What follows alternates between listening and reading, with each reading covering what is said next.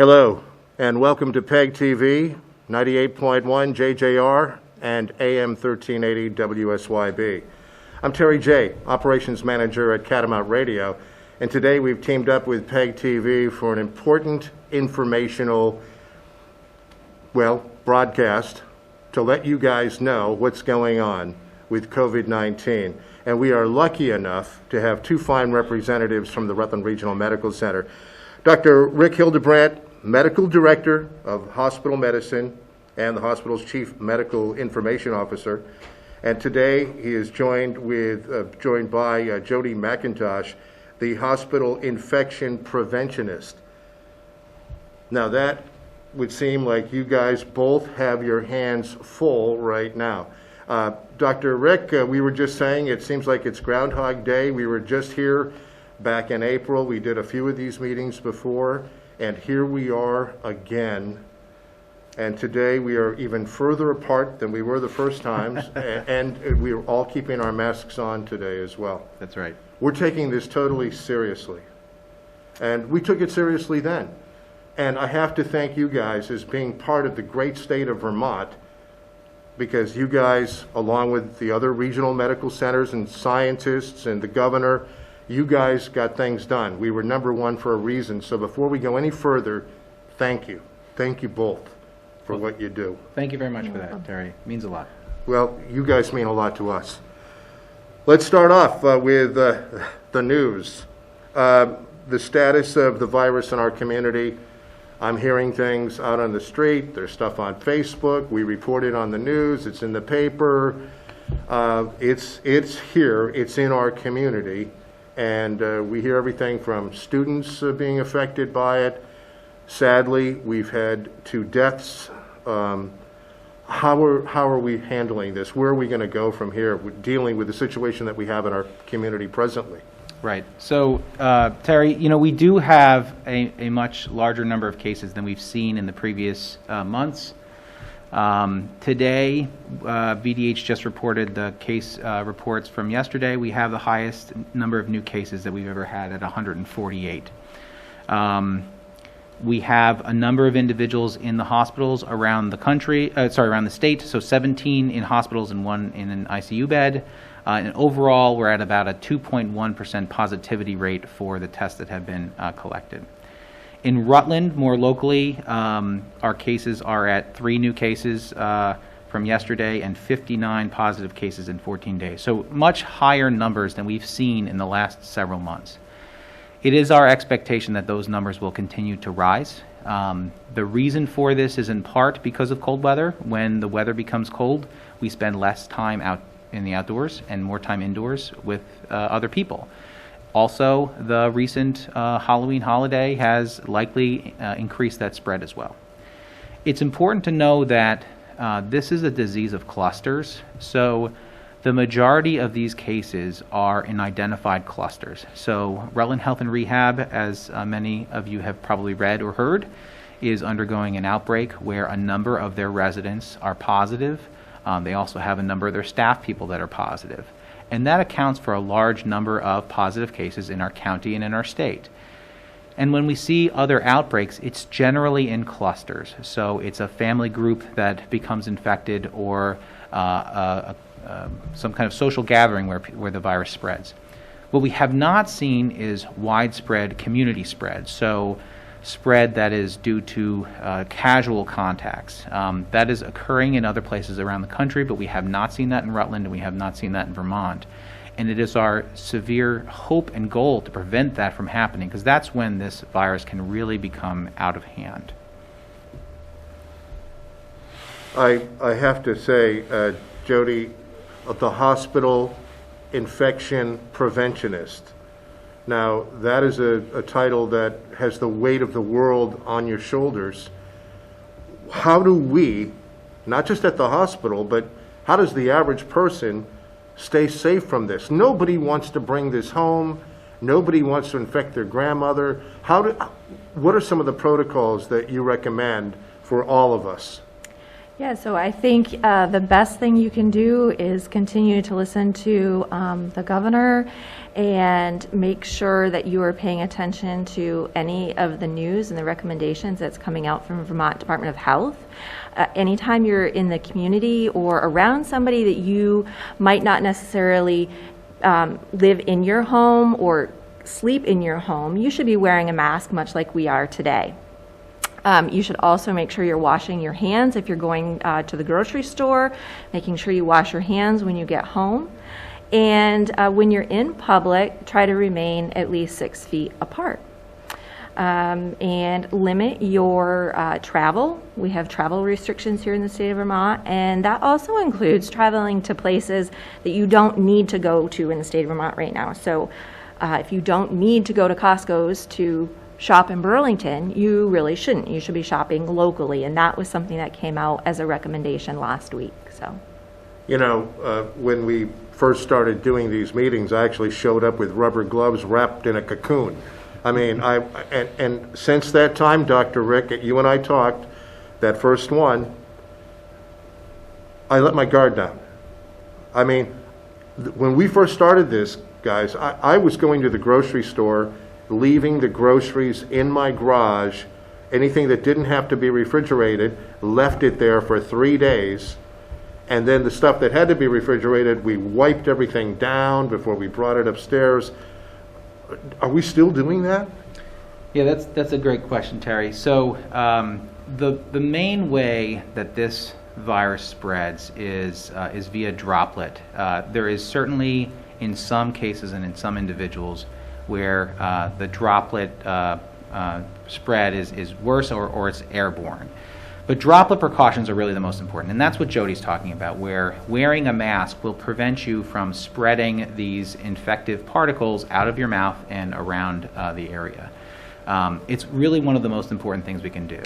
Washing your hands is incredibly important as well, because that is how you will infect yourself. You will touch a surface that's infected, like a doorknob or a handle, and then touch your face or your mouth. Those things are so much more important than keeping your mail in a bag for 5 days or preventing yourself from putting groceries into your pantry. Those are relatively lower risk things. And given that there's not widespread community spread right now, I wouldn't recommend doing those things right now. I would recommend, as Jody mentioned, masking, distancing, and hand washing. And we've been saying this for a long time, but I want to just give an example of what that really means. It means when you go to work, put a mask on and wear that mask all day long. It means when you're at work and you're taking your lunch break, don't sit around a table eating lunch without your mask on around your coworkers. We have seen around the country time and time again break rooms as a common area of spread. So you have to wear the mask, you have to wear it all the time. You can't be in these congregate areas where you're unmasked. If you need to take your mask off to eat, make sure you are away from other people, because that's where this thing will spread. It spreads in clusters. Well, I'm thinking of all the things I do at work now. And thank you for that, because I'm sure that I'm not alone. Right. Speaking of eating, we're heading into the eating holidays. We got Thanksgiving coming up, Christmas, New Year's. This is when, I guess I'm a hugger because I miss hugging people. Grandmothers, kids coming home from school. I mean, there is so much pain for people not being able to get together. How are we going to, Jody, how are we going to get through the holidays? Yeah, so we have discussed this at length and at the hospital. And some of the creative things that we have thought of is, setting up Zoom or Teams meetings with your family members. You know, everybody has that favorite grandmother recipe, and many people get together to cook the night before Thanksgiving. So this is an opportunity for you to cook with your family at your own homes. You could also do the same thing for mealtime on Thanksgiving. And you should not be eating meals at Thanksgiving with people that don't live and sleep at your own home. Other things is just being aware of how you're feeling and making sure that you're taking care of yourself and your own wellness and health. Dr. Hildebrant? Right. So, this is definitely going to be a different year for Thanksgiving. And one of the quotes that really spoke to me was something by our governor a couple of days ago, and I'm going to repeat the quote for those of you who didn't hear it. Real patriots serve and sacrifice for all, whether they agree with them or not. Patriots also stand up and fight when our nation's health and security is threatened. And right now, our country and way of life is being attacked by this virus, not the protections we put in place. Our healthcare workers across the state have been on the front lines battling this thing from the very beginning and will continue to do so tirelessly to meet the needs of our communities. But we cannot do it alone. We need the help of our entire community, of our state, to protect our families, to protect our loved ones, and to protect our neighbors. At the Hildebrant household, I can tell you Thanksgiving is a big event. We do a large dinner. We have a lot of family members there, and it's a celebration of our family and of giving. And this year, my wife and I have chosen to give the gift of health, safety, and the gift of holidays yet to come. And we're going to do that by embracing a digital Thanksgiving, and I ask that you do the same. I was saying the other day to my coworkers, whatever you guys do for Thanksgiving, I'm going to be doing for Thanksgiving because you're going to be coming in here. So if you have a big party, you're bringing that party in here. It's like, it's like going back to sex ed in 7th grade. I mean, if you're going out and meeting and greeting everybody out there, you're going to be bringing it all back to us. So I'm hoping that coworkers have this conversation in the workplace amongst themselves, because that's really what I'm trusting you guys, please. Kids coming home from school. Okay, they haven't been sleeping at home. They've been in their dorms. What do we do when junior comes home for college? Right. That's a very common question that we've seen in our hospital and by many in the community. So a lot of families have loved ones, dependents, who reside in their house for the holiday season. They're coming from areas outside the state, and that requires a quarantine. So how do you do that? What that means is that the person who's coming into the state should limit their exposure to the rest of the household until either 14 days have passed or 7 days in a test. So as an example, spend as much time in your room or away from others as you can. Use a separate bathroom. That's probably one of the most important things than the rest of the household. If you're around the rest of your household, you should be wearing a mask indoors. And you really should not be sharing meals until that quarantine time has passed, okay? Isolation is another term that's sort of touched upon. That's different than quarantine. Isolation is you are in your room, you do not leave, you do not interact with anyone. But you should quarantine if you're coming from out of state until either, again, a 14-day has passed or 7 days in a test.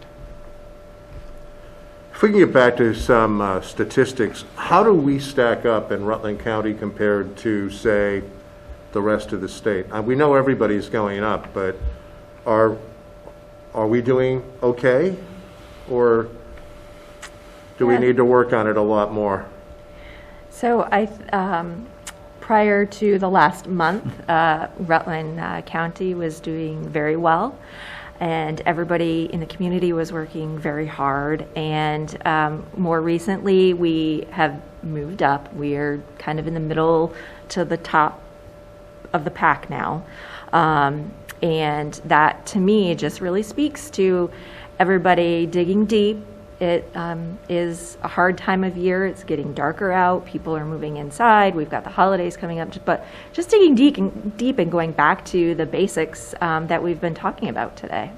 And I don't want people to get the impression that it's that people did things wrong, and that's what caused this. As I've mentioned, this is a disease of clusters, so we've had some clusters, right? One very large cluster, which has made our numbers, population-wise, higher than they certainly were a couple of weeks ago, okay? You know, when I go to the grocery store, I feel very proud when I step in Hannaford's and I see everybody wearing a mask and people following the aisle directions and spacing at the checkout. That is great behavior, and I'm very encouraged to see that. It's hard to continue to do this for months and months and months, but people have been very diligent with this. So the fact that the numbers have increased in our county, while certainly concerning, and certainly there's more risk now than there was a month ago, a lot of this is attributable to clusters of outbreaks. So the overall risk in our community is not dramatically higher, but it certainly is higher than it was in the past month. The other thing, just to note, as Jody mentioned, a couple of weeks ago, I was looking at VDH's map, the Vermont Department of Health, where they look at county counts from as far south as Virginia and as far west as Ohio. And a few weeks ago, we had the lowest case counts in that entire region, inclusive of Maine. So we have done well in this community, and I know that we can all band together and continue to soldier through this. Now, we talked about the fact that we do have COVID-19 patients at RRMC right now. Do we have? Right, so we have had COVID-19 patients on and off for many months. And, you know, anytime someone who comes in who needs care for COVID-19, of course, if they need inpatient level of care, we'll provide it.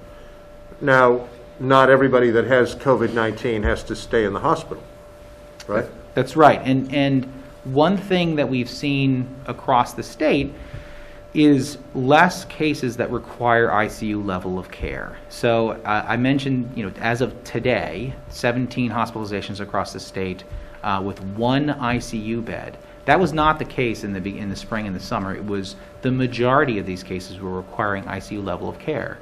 There's a whole host of people who never get hospitalized or never even have symptoms. So I would say the overwhelming majority of people who test positive do not need hospitalization. They certainly should call their primary care physician if they ever receive a positive test to make sure they get appropriate guidance. But most folks do not require that level of care. Jody, we talked about quarantining and Junior coming home from college, and what if I think I've been exposed to somebody that may have it? Should I isolate myself at home? And if I do, how long do I have to do it for? Right, so the first thing you should do if you feel you've been exposed is call your primary care provider and describe the situation with them. They're either the provider or their triage staff will help you determine if you've had an exposure. And if you've had an exposure, the usual recommendation, as long as you're asymptomatic, is to get tested around day 7. If you were to get symptomatic during that time frame, you would want to call your provider back and let them know. And the recommendation at that time would be most likely to get tested. Okay. So as long as we're on the testing situation, how do I get tested? Where do I go for a test? Does it hurt? I mean, I'm the coward. I'm asking the question. Sure. Tell us about tests. So, you know, the first and most important thing that people need to know is if you have symptoms, it's really, really important to not go and just get tested on your own. Talk to your primary care provider first, because you may require care. And that is really the number one recommendation is if you have symptoms of COVID-19, call your primary care doctor, allow them to triage the situation, and they may recommend testing. If you are in one of those scenarios where you are required to quarantine, like let's say you had a travel from outside of the state, or you did travel outside of the state, and you're on a 14-day quarantine, it is absolutely reasonable to get a test on day 7 to end that quarantine early. And there are a variety of ways that test could be done. You could, of course, call your primary care provider. the Vermont Department of Health has expansive pop-up testing sites, and also have expanded capacity in local sites, such as at Rutland Regional Medical Center's specimen collection area to allow for that testing. All of that is coordinated by the Vermont Department of Health. So if someone is asking to be tested for that scenario, they've traveled from out of state and they're on a quarantine, I would encourage you to go to the Vermont Department of Health's website. You have to register and select a time slot. These are all scheduled time slots. The other time where it's a very common scenario to get tested is if an employer is asking for it. And many times we have our employees tested, and other employers may ask for you to be tested because of either symptoms or exposure. And those are all reasonable things. The test itself, I can speak from personal experience. Is it painful? No, it's not painful. It's not comfortable, though.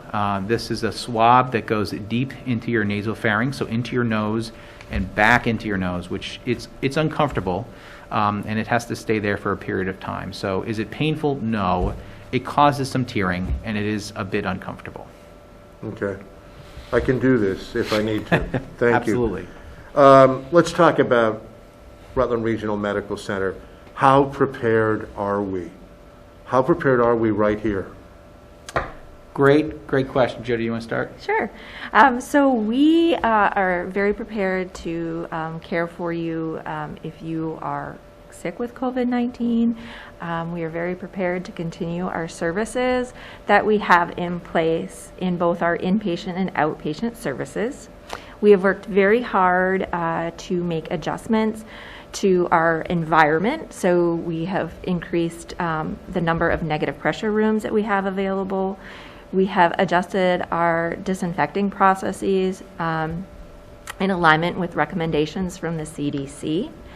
And we have what we call personal protective equipment, so PPE, and we have plenty of that available for our staff. We also have increased the number of education sessions for our staff so they are competent and familiar with donning and doffing the PPE. And then any employee that we have that's hired into Rutland Regional Medical Center, we offer them COVID-19 education, and we really focus that education on a safe and healthy work environment. So another message just to say, Terry, as we've mentioned, we've had a number of cases over the several months of COVID-19. That being said, we are not overrun or overwhelmed with COVID-19 at this time. That is not the scenario at the hospital. We have very stringent protocols and designated areas in place so that if someone is admitted to the hospital with COVID-19, they are not around other patients that don't have COVID-19. We make very sure that our patients are safe and that you can come into the hospital, receive care, and have no risk of exposure from COVID-19 because those patients are cohorted into a negative pressure area space that protects everyone around them. Our mission is to provide care to our community, and we want to continue to provide a full spectrum of services for as long as we possibly can, including outpatient elective procedures and the whole gamut of services that's provided at RMC. What's different this time around is last time we were forced to close our doors in our clinics and in our procedures. We don't want to do that anymore because we don't think that's the right move for our community. Those are vital services for this area, and we instead are enacting protocols to keep everyone safe while continuing to provide those services, but still caring for individuals that have COVID-19. I have to ask a question about the tests again. Sure. You hear things about false positives and false negatives, and there are different types of tests. So, I mean, can we trust the tests to be accurate? Sure. Great question. So the test that we're talking about, when I say test, I'm talking about a PCR test, which is a DNA test. The problem with the test, if you want to call it a problem, is it's too good.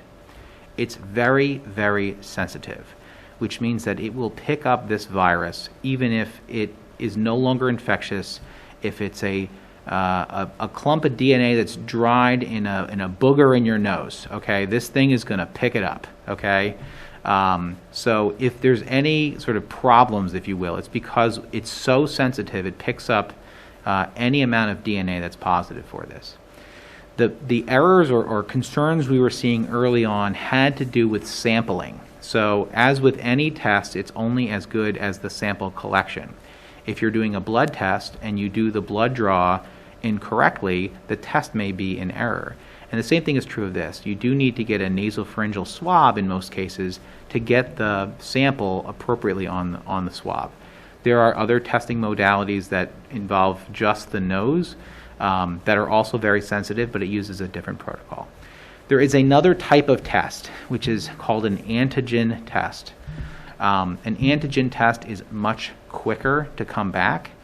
It really only is valid for people who have symptoms. Symptomatic patients with COVID-19 have a much higher amount of virus in their nasopharynx. So if we do an antigen test in those individuals, it's a very good test, but people who do not have any symptoms, it's not a very good way to pick up the virus. So most of the testing you'll see is the DNA test, the PCR test, and that's what we predominantly do at RMC. Other employers may use antigen testing for symptomatic individuals, which is also appropriate. You mentioned that the hospital still goes on. There are still emergency surgeries, healthcare that has to be taken care of. If I have something going on with me, I should not delay it. I should make sure that I keep going, or should I, there are some people that say, well, I'm not going to go, I don't want to get COVID. Right. So we have implemented a very strict screening process, and you will recognize that when you schedule your appointment. You get screened when you schedule your appointment. You get screened at the entrance of the building that you're going to. We have made some accommodations for the waiting rooms. We've limited the number of people in the waiting rooms. And we have also partnered with our environmental service team again to increase the number of cleanings we're doing in all of our buildings. Additionally, you might be asked to wait in your car for your appointment, and that is for your safety, and they'll let you know what time you can come in. To be honest, Terry, the hospital's one of the safest places I feel going every day, because I know, everyone's screened with both temperature and a symptom screening, that patients are all tested who are admitted or in the ER, that our air handlers allow for so many air exchanges to filter the air of any possible virus around. It is one of the safest places to be in our county. Are there COVID-19 patients in the hospital? At any given time, there certainly could be. Those patients are isolated from the rest of the air in the hospital. They have their own air supply and filtration, and anyone who goes in there uses very specialized equipment. I feel very safe, and I go into the hospital routinely, of course, for clinical duties, feel very safe walking into the building all the time. I know that is one of the safest places I can be. That's great news. And you shouldn't delay your care anyway. No. I mean, Right. if you've got something that has to be done, get it done. What about the clinics in the area? They're still open and taking patients as well, right? Right. So, the clinics are in full swing, and as we have looked at in the past, telehealth is an option that we continue to use, and we will look at the most appropriate venue in which to use it, because we think it's a good tool. We also know that there are many patients who need to come in for an exam. We need to do a thorough physical exam, which requires a clinic visit. And all of our clinics are embracing the technology as it's appropriate, keeping patients and staff safe by modifying their processes for evaluating patients to make sure we can limit interactions and minimize the spread of this illness. But clinics are fully open, again, very safe for patient care, to make sure that everyone gets the care they need and the time they need it without risks from this virus. We have about a minute left. Do you guys have anything else that you want to say? A point that you want to make? I think one thing that I'd like to close with that's important, this is a stressful and trying time, not only for those of you at home, but for teachers, for police officers, for healthcare workers. It's important to take care of yourself. Make sure you're finding that time, that you time where you meditate, or you're able to take a walk in the woods, where you exercise, get a good night's sleep, making sure you're eating healthy. Stay in contact with your loved ones. Use the technology that we have, FaceTime, Google Meets, Teams, Skype, Zoom, I don't care what it is, but do connect with others. Make sure you're taking care of yourself, because that's the best thing we can do to keep ourselves healthy and prevent ourselves from getting this illness. Thank you both. For PEGTV, I'm Terry J. Thank you, Dr. Rick Hildebrant, and also Jody McIntosh. Thank you both, and keep up the great work. Thanks, Terry. Thank you.